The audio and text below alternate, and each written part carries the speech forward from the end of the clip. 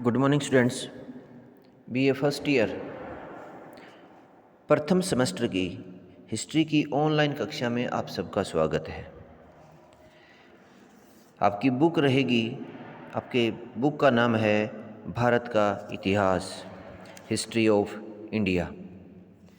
ये प्रारंभिक काल से गुप्त काल तक का पीरियड है। इस बुक में हम पढ़ेंगे। फर्स्ट सेम में हम प्रारंभिक काल से गुप्त काल तक का समय पढ़ेंगे और हमारा जो प्रथम चैप्टर है उसका नाम है meaning and scope of history, यानी हिस्ट्री का अर्थ और क्षेत्र। इतिहास एक रोचक व उपयोगी समाज विज्ञान है। यह हमें वर्तमान के अतीत के बारे में बताता है। हमें ज्ञान होता है कि आज हमारी दुनिया का निर्माण किस तरह हुआ है। सदियों की दीर्घ यात्रा के उपरांत वर्तमान विश्व अस्तित्व में आया।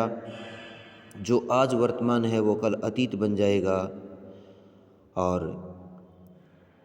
आज कंप्यूटर का युग है और मानव की आज जो गति है वो उसमें तेज़ी आई है। आज बहुत सारी घटनाएं तीव्र गति से घट रही हैं। आज मानव जीवन मशीनी जीवन बन रहा है।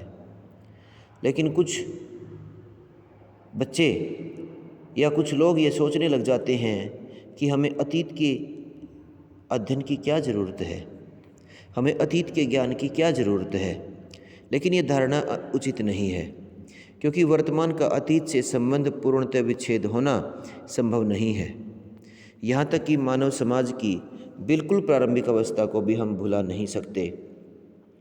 उस समय के सुदूर धुंध भरी मंजिल की बहुत सी आदतें, रीति रिवाज, सांस्कृतिक तौर तरीके आज भी हमारे जीवन में किसी न किसी रूप में मौजूद हैं। जैसे हमारे नृत्य, संगीत और त्योहारों का बहुत कुछ हिस्सा उसी सुदूर अतीत से प्रारंभ हुआ। यानी ये हम कह सकते हैं कि मनुष्य का अस्तित्व उसके अतीत से अलग नहीं होता, क्योंकि कोई भी संस्कृति, कोई भी समाज यदि वो अपने जड़ से कट जाता है, यदि वो अपने अतीत को भूल जाता है, वो सभ्यताएं नष्ट हो जाती हैं। क्योंकि चाहे कितना भी बड़ा दरख्त क्यों न हो, जब तक वो अपनी ज़मीन से जुड़ा होता है, वो जड़ से मजबूत है, तब तक वो पेड़ खड़ा है। यदि वो जड़ से कट जाए तो वो पेड़ धराशायी हो जाता है। ठीक उसी प्रकार किसी भी समाज और संस्कृति के लिए उसके इतिहास का जानना जरूरी है। आज हम इतिहास का अर्थ और परिभाषा के बारे में हम आज अध्ययन कर रहे हैं।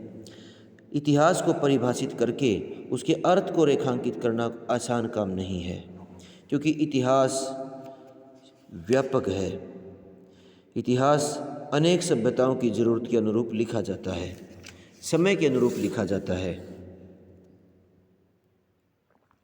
तो इतिहास का अगर शाब्दिक अर्थ देखें तो ये 3 पृथक शब्दों से बना है। इति, है और आस।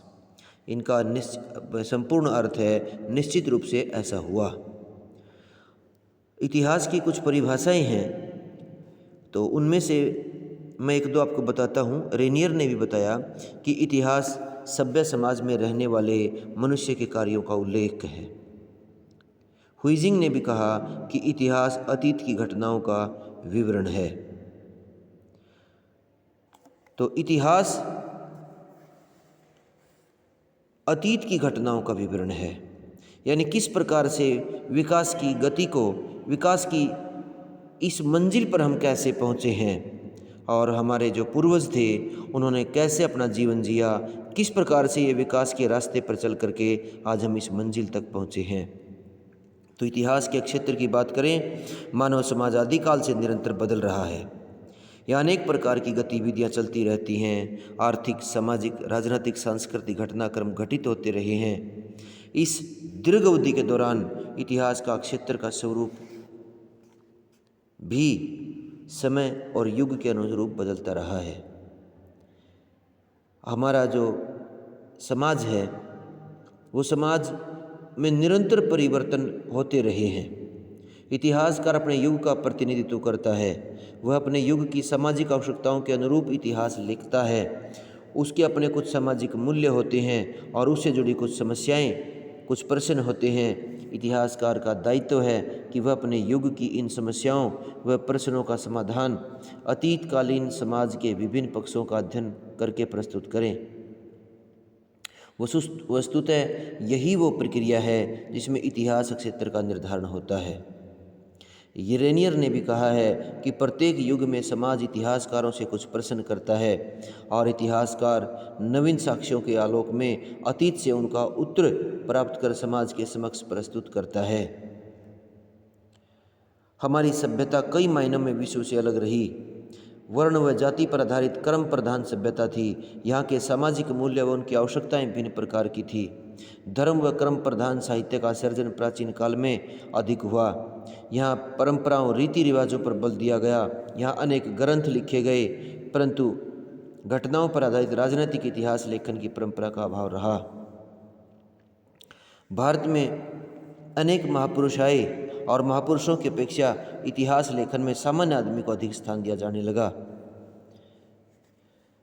यहाँ हम एक बात और भी जानते हैं कि क्रमबद्ध इतिहास लेखन में जब वैज्ञानिक पद्धति से किया जाता है तो इतिहासकार के सामने 3 प्रश्न उठते हैं। अमुक घटना क्या है, यह कैसे घटी और क्यों घटी।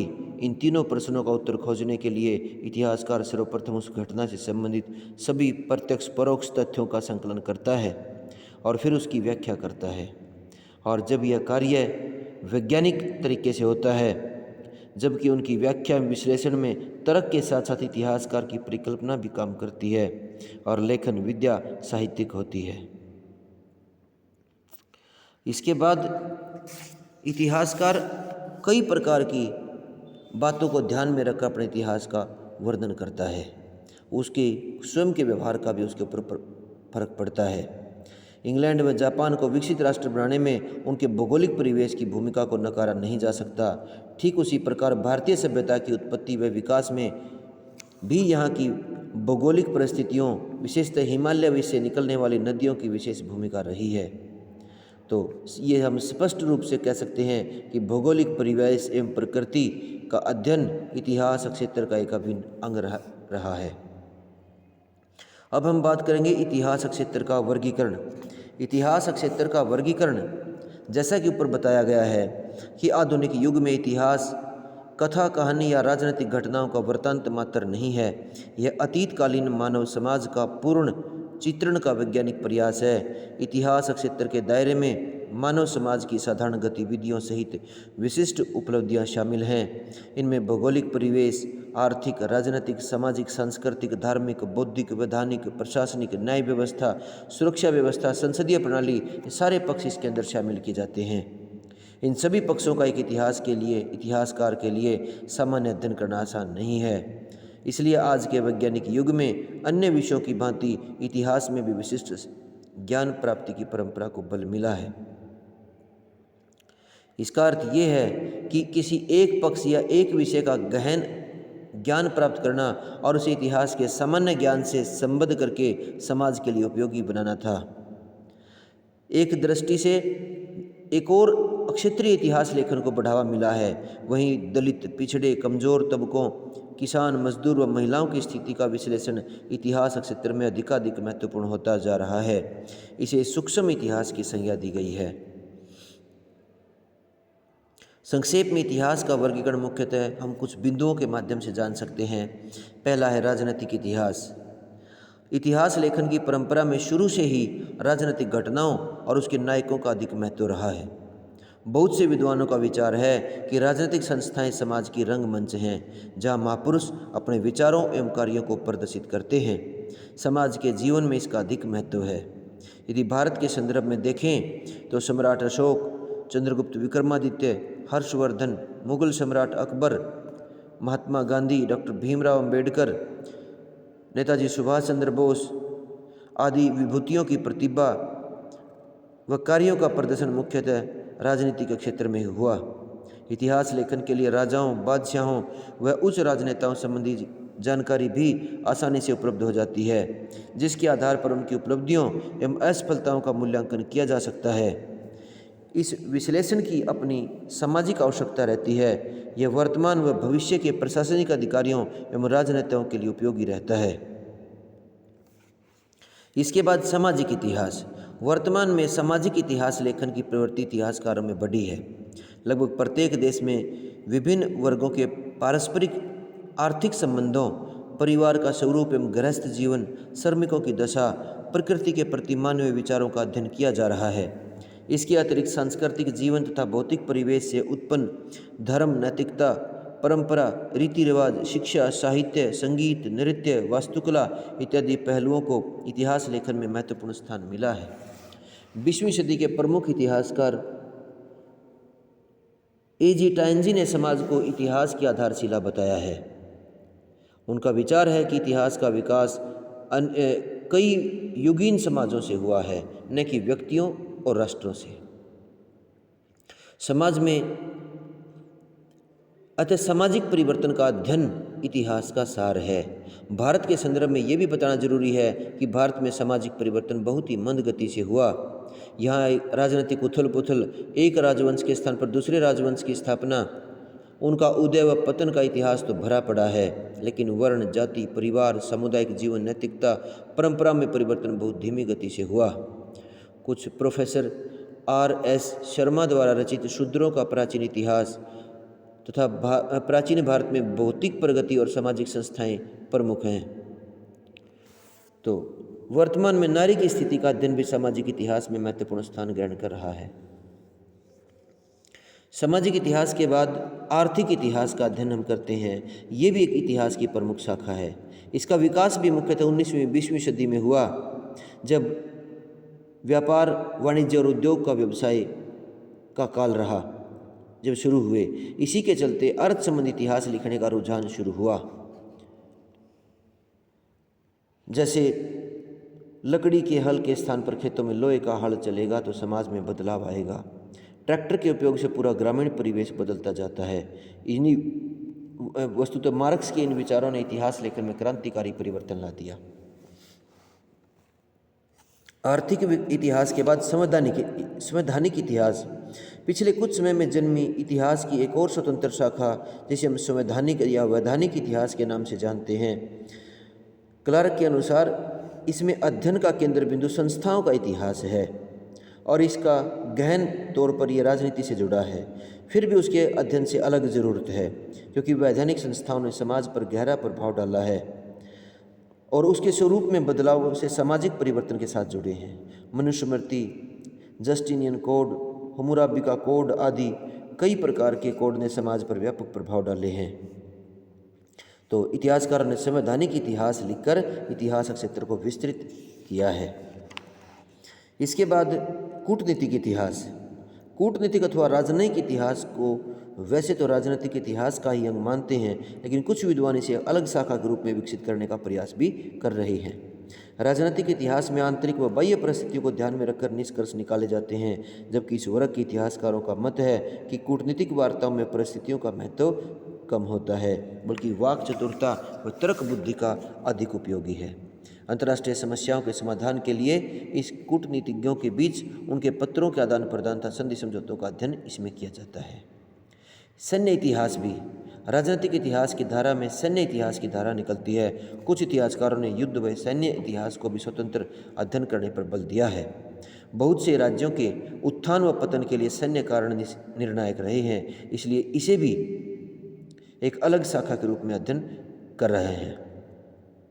इसके बाद सांस्कृतिक इतिहास है। सांस्कृतिक इतिहास के अंतर्गत हम संस्कारों, परंपरा, रीति रिवाजों, शिक्षा, साहित्य, विविध कलाओं जैसे वास्तुकला, चित्रकला, संगीत कला, नृत्य कला का अध्ययन करते हैं। वैसे तो ये भी विषय सामाजिक इतिहास के अभिन्न अंग हैं, लेकिन कुछ विद्वान इन्हें भी सांस्कृतिक इतिहास क्षेत्र में अलग स्थान दिलवाने का प्रयास किया है। धार्मिक इतिहास। धर्म सांस्कृतिक सामाजिक इतिहास का एक अंग है, लेकिन यह भी अपने आप में इतिहास की एक अलग विषय के रूप में काफ़ी रोचक अंग है। मुख्यतः विभिन्न धर्मों की उत्पत्ति, विकास, उनके सामाजिक आयाम, उनके संस्थागत रूप, उनके दार्शनिक विचारों का अध्ययन किया जाता है। यूरोप में प्रोटेस्टेंट व कैथोलिक इतिहासकारों ने धार्मिक विषयों पर लिखा है। पुनर्जागरण व धर्म सुधार के युग में धार्मिक इतिहास पर खूब लेखन हुआ है। भारत में भी बौद्ध, जैन, इस्लाम आदि धर्मों पर काफ़ी लेखन हुआ है। विचारों का इतिहास भी है। इतिहास के क्षेत्र में एक और भी इसकी शाखा मानी गई है। बहुत से दार्शनिक और इतिहासकार विचारों का स्वतंत्र अस्तित्व स्वीकार करते हैं। उनका विचार है कि मानवीय गतिविधियों के प्रेरणा से स्रोत विचार हैं। यदि अतीत के विभिन्न युगों में बुद्धि अथवा विचार की भूमिका को समझ लिया जाए तो ऐतिहासिक विकास को समझा जा सकता है। उनके अनुसार विचार मानवीय कार्यों का उद्गम स्थल है। ये मनुष्य को कार्य करने के लिए प्रेरित, प्रोत्साहित तथा बाध्य करते हैं। यदि इन विचारों को इतिहास की दृष्टि से देखा जाए तो समस्त इतिहास इस बात पर निर्भर करता है कि किस प्रकार का चिंतन उनमें रहा। यदि चिंतन नहीं तो इतिहास भी नहीं हो सकता, क्योंकि विचार ही कार्य व्यवहार को जन्म देता है। वह रोज़मर्रा के जीवन, इसमें कोई नया विचार चिंतन नहीं है तो उस समाज में बदलाव नहीं आएगा। लोग प्रातः उठे, दिनचर्या का काम समाप्त कर खाएं पिए, हंसी ठट्ठा किया और सो गए तो इतिहास नहीं बनेगा, क्योंकि परिवर्तन के बिना इतिहास नहीं बनता। अतः विचार भी इतिहास की एक प्रमुख विषय के रूप में उभरा है। विश्व इतिहास। इतिहास क्षेत्र में एक शाखा विश्व इतिहास भी है। कुछ इतिहासकारों का मानना है कि संकुचित इतिहास से संकुचित भावनाओं का प्रसार होता है। अतः व्यापक मानवीय भावनाओं के लिए विश्व इतिहास लेखन जरूरी है। अर्थात किसी राष्ट्र या किसी सीमित क्षेत्र के संकुचित अध्ययन के विपरीत विश्व स्तर पर अध्ययन के दृष्टिकोण को अपनाया जाए।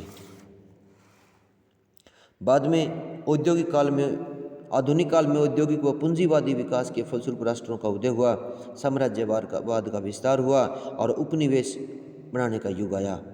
फिर गुलाम देशों की जनता ने संघर्ष करके अपने अपने राष्ट्रों को मुक्त करवाया और इस प्रक्रिया ने दो महायुद्धों को जन्म दिया। अतः राष्ट्रीय व क्षेत्रीय इतिहास लेखन मानवता के लिए हानिकारक सिद्ध हुआ। इसी दृष्टि से मानवता की रक्षा के लिए विश्व स्तरीय संस्थाओं की जरूरत का अनुभव किया।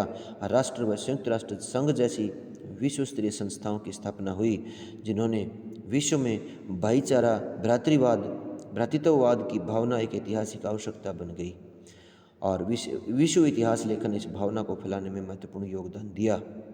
तो ये निष्कर्ष के तौर पर हम कह सकते हैं कि इतिहास का क्षेत्र समय और स्थान की सामाजिक परिस्थितियों के अनुरूप बदलता है। इसका कोई अंतिम स्वरूप नहीं हो सकता। वर्तमान की सामाजिक संस्थाओं को समझने तथा उन्हें हल करने के लिए ऐतिहासिक ज्ञान की जरूरत रहती है। आज इतिहास का क्षेत्र मात्र ज्ञान पिपासा, रोचक कहानी व राजनीतिक वृत्तांतों से आगे काफ़ी विस्तृत हो चुका है। आज इतिहास एक विज्ञान बन चुका है। इतिहास के फैलते क्षितिज के फलस्वरूप इसके क्षेत्र का वर्गीकरण प्रारंभ हुआ। इतिहास का अध्ययन व लेखन विभिन्न शाखाओं व उपशाखाओं के अंतर्गत किया जाने लगा। फलतः किसी विशेष शाखा में विशिष्ट दक्षता पर बल दिया गया। यहाँ यह भी उल्लेखनीय है कि ऐसी दक्षता सामान्य इतिहास की जानकारी के अभाव में संभव नहीं हो सकती। आज के वैश्वीकरण के दौर में संकीर्णताओं से मुक्त इतिहास लेखन की जरूरत है।